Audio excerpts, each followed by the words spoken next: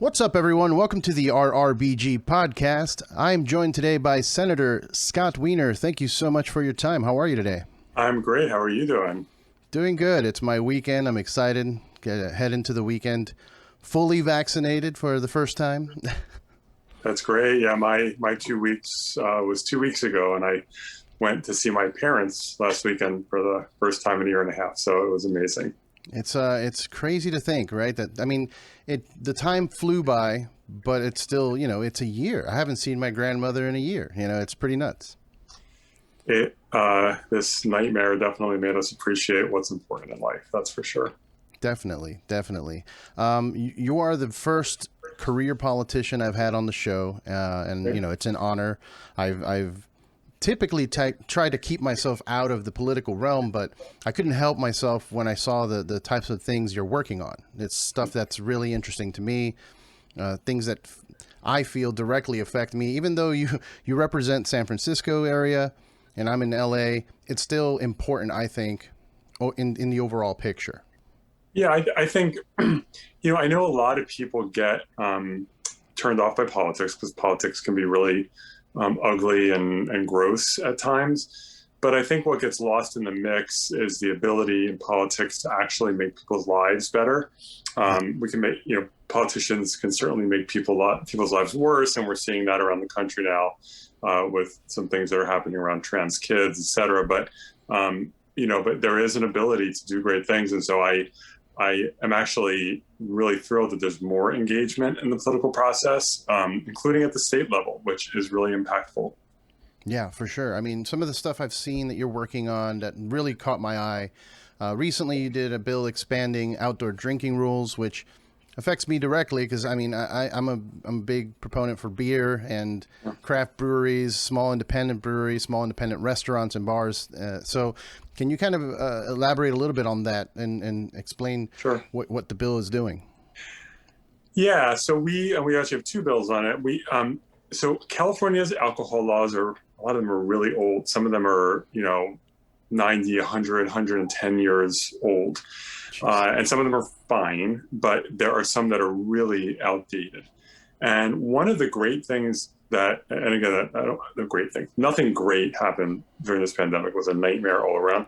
But one of the things that was good that we should take beyond the pandemic is a rediscovery of public space and eating and drinking and celebrating in public spaces. Because a lot of times in our cities, certainly true in LA, and it's true to an extent in San Francisco, we devote so much space to cars and the parking that we forget that there are other uses for it. And so with restaurants not being able to serve indoors, and ABC, which regulates alcohol in California, to its credit, jumped into action and issued emergency regulations just allowing a number of things that had not been allowed before, including expanded outdoor service.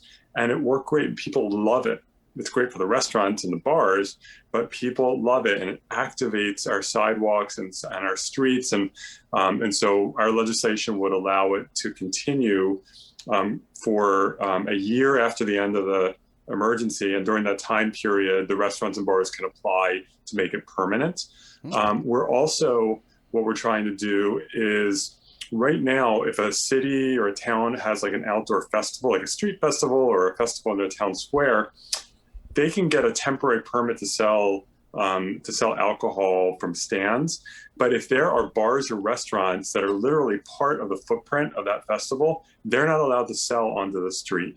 So we have legislation to allow cities, if they want, to authorize these local businesses to benefit from those festivals. And then we're also trying to do some work to help live music venues, which have suffered so mightily, and to give them their own kind of alcohol, their own kind of liquor license that's going to be a lot easier and less expensive for them to navigate. That's excellent, man. I that's one of the industries that I am passionate about, that I'm fully engaged in, is the music industry, and seeing some of these venues struggling through the pandemic has been heartbreaking, to say the least. Yeah, absolutely. And LA is, like you mentioned, ABC did jump on it and permit a lot of restaurants and bars to have to-go alcohol containers, which was something that wasn't an option before. A lot of breweries were really hurting because, A lot of breweries do have canning and bottling lines, but some don't have that. It's expensive equipment, and they just strictly depend on what comes out of their draft system. So unless you're there, you really don't have anything to take, and they didn't have the permission to have to go containers. Now with that, like you said, I guess it's the silver lining of the pandemic is that we're able to address new challenges and expand certain things. So that's really great. The other one that really caught my eye was the SB 519, which is to the legalization of, or not the legalization, but the decriminalization of psychedelics. Yeah. Which, there is a stigma attached to it. A lot of people, you mentioned psychedelics immediately, like, oh, drugs. It's like there's a difference. LSD, 1960s, reefer madness. Yeah. So I mean, I can imagine it's getting better, but I can imagine you're kind of struggling with that with some of your peers that don't see it that way. Has it been challenging? Well, so I think there's a broad recognition, at least among Democrats and some Republicans, that the war on drugs has been an abysmal failure, right? This war on drugs started about 100 years ago or so, and it really accelerated in the last 50 years, where we just took this lock 'em up mentality and we viewed drugs as a criminal issue instead of a health issue. And so we're locking people up for using, for possessing, small-time drug dealers, instead of treating it like the health issue that it is. And what did we get out of it? We've spent so much on prisons and expanding our prisons, enormous amounts of money that should have been going to education and healthcare. We have torn apart communities. We have overcrowded prisons, and we saw what happened with COVID. And we, with no benefit, it's not like we're safer. It's not like people are using drugs less. It's not like addiction has gone down. It's gone up, right? We're seeing record number of overdose deaths despite the war on drugs. So the war on drugs is a failure and a waste of money and so destructive to communities. So let's end it. And let's start taking a science-based approach. And specific to psychedelics, in addition to the basic notion that we just should not be arresting or incarcerating people because they are possessing or using psychedelics, we also need to acknowledge that, first of all, people are using it, even if you don't like that. I'm fine with it, but even if you're not fine with it, they're using it. Mm-hmm. Let's make it safe. And let's acknowledge that psychedelics specifically have significant medical benefits, health benefits. That the evidence is really accelerating.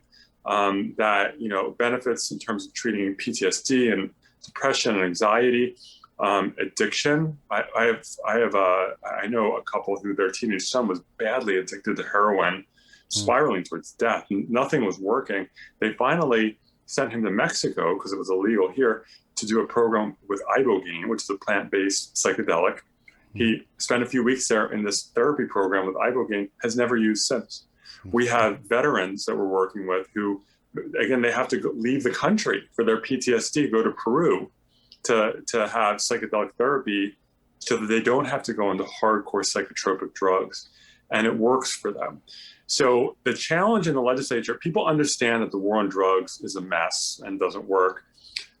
Psychedelics specifically, the idea has never been introduced in the California legislature before. It's brand new. And so there's a steep learning curve, and we have to go member by member and make sure they understand this isn't just, people want to party and have fun or go to Burning Man, great, but it's not just about that. It's also about people's health and well-being.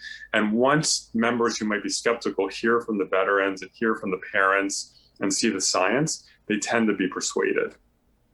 That's good to hear. That's good to hear because I've been preaching this for years. I'm not alone. Obviously, there's many people that have been, but you talk about the war on drugs.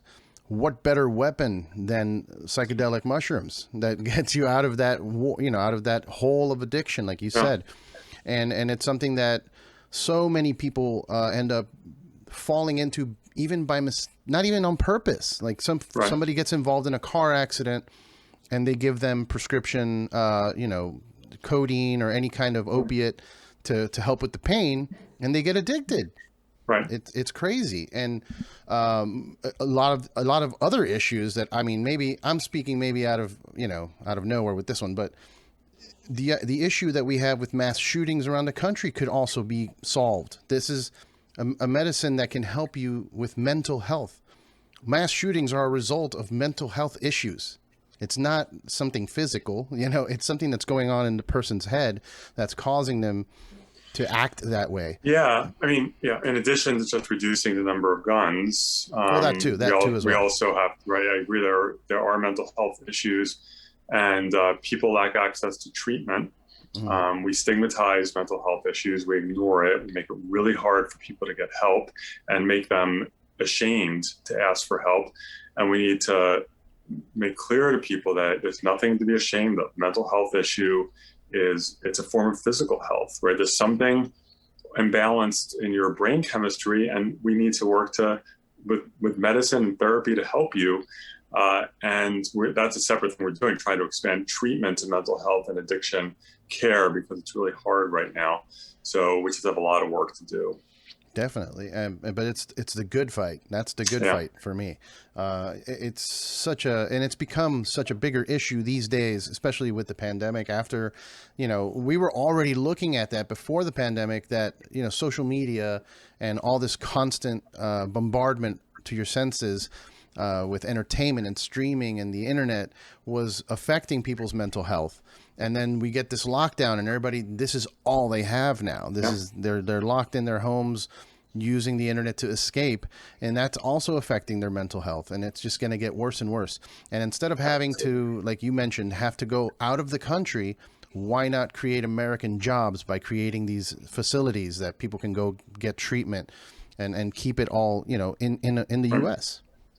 And it may not even be you have a formal diagnosis, right? There are people who have a formal diagnosis, but some people who psychedelics, when used safely, can just improve their overall outlook and well-being. And that's why we also, part of this bill, in addition to decriminalizing it, the use and possession, we create a task force to make recommendations to us about next steps, including, for example, we want to make sure that people who are using psychedelics or contemplating using it can do it safely. And it means providing information, but also it's best to use with someone else there, someone who can help you and guide you, make sure you're using safely, and also be there in case something goes wrong. Because with any substance, whether it's alcohol or any kind of drug or substance, that you can use it in an unhealthy way, something can go wrong. And so having someone else there to help in that case. So we have more work to do, but this is step one. Definitely. And it opens up opportunities for business as well. I mean, you'd see what legalizing marijuana's done. And by the way, I apologize, cannabis, because I was informed today that apparently the word marijuana is racist. I had no idea. There's a whole thing about that.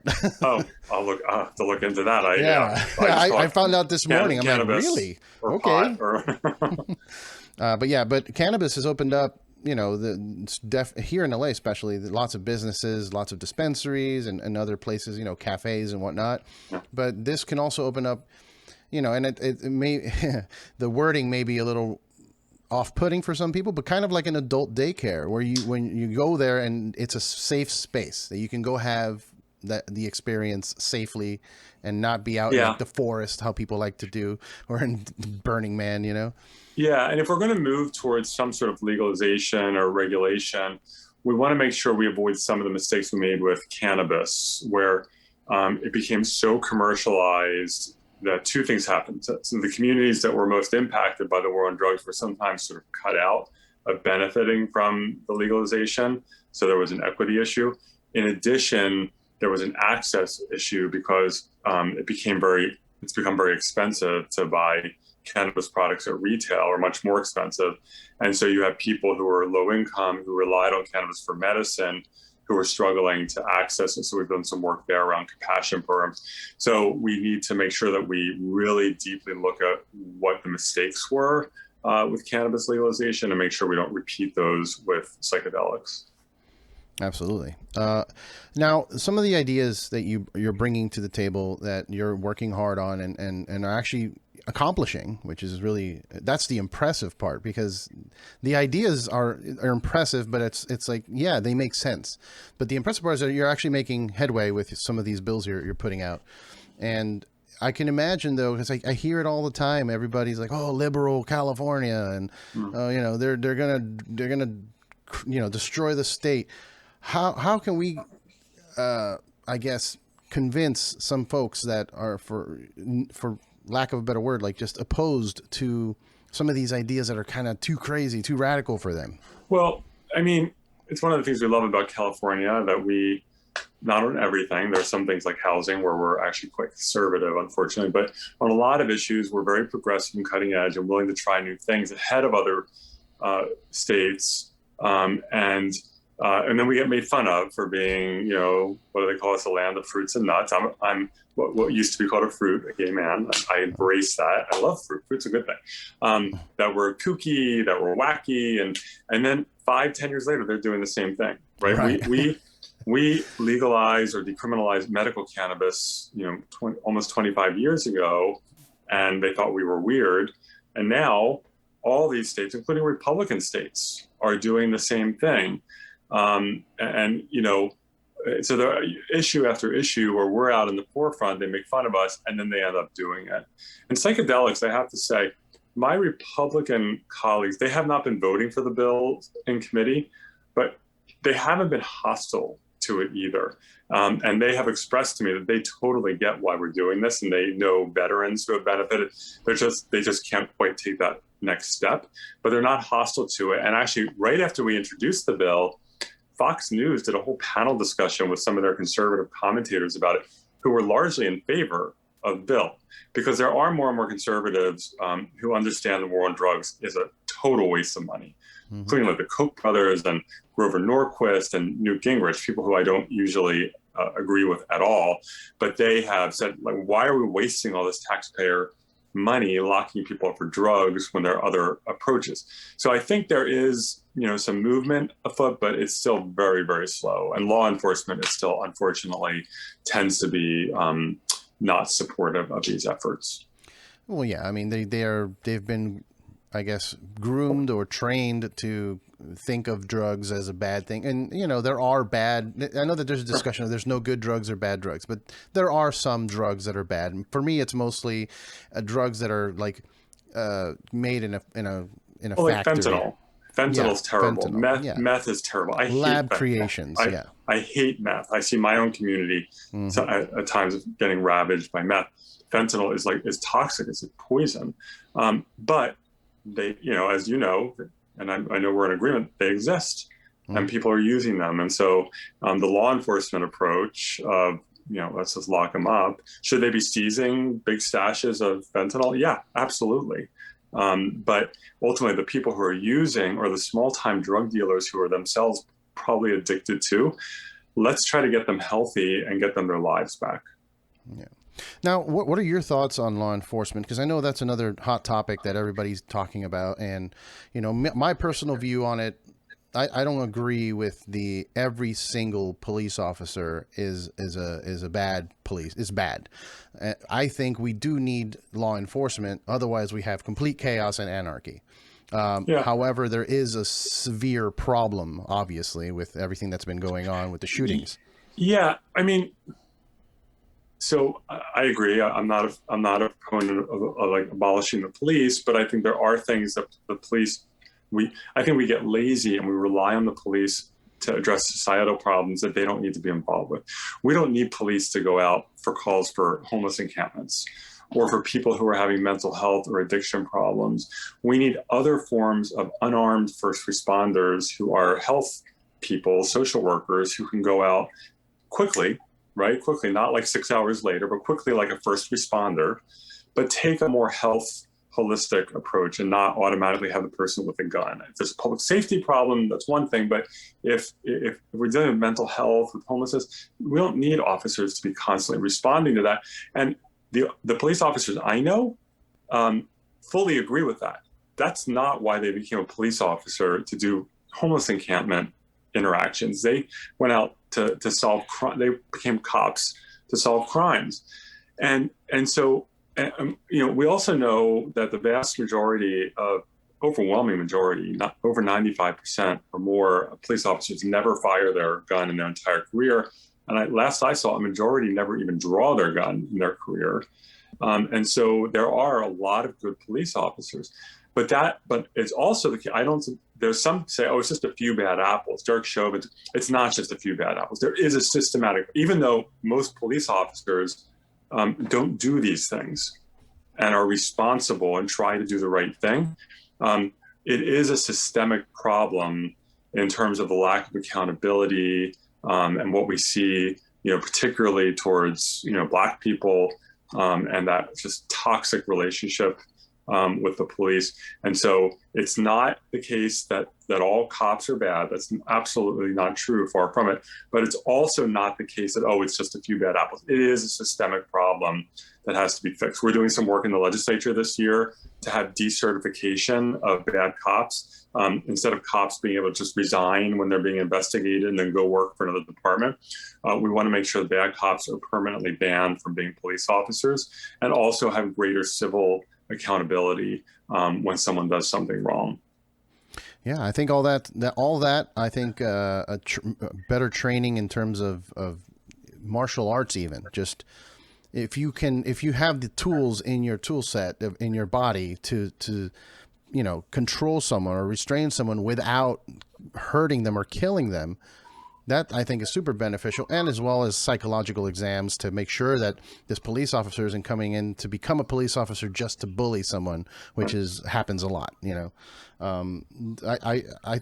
It's such a complex issue that sometimes you just want to give up. Like, what are we going to do? Like, I don't know what to do. But it's good that we have people like yourself working and trying to come up with solutions, because that's the other thing. We're living in a time where people just kind of, well, not my problem, and they just move on. Another part of the problem is that this weird shift into this extreme mentality that we have where it's all black and white. There's no middle ground. Like, all cops are bad, or the other side of Blue Lives Matter. Like, we should be somewhere in the middle. We need balance in life. We should be able to see both sides of the argument instead of just yelling and screaming at each other. Yeah, I mean, it's a very polarized issue, but I actually think most Americans are not polarized on it.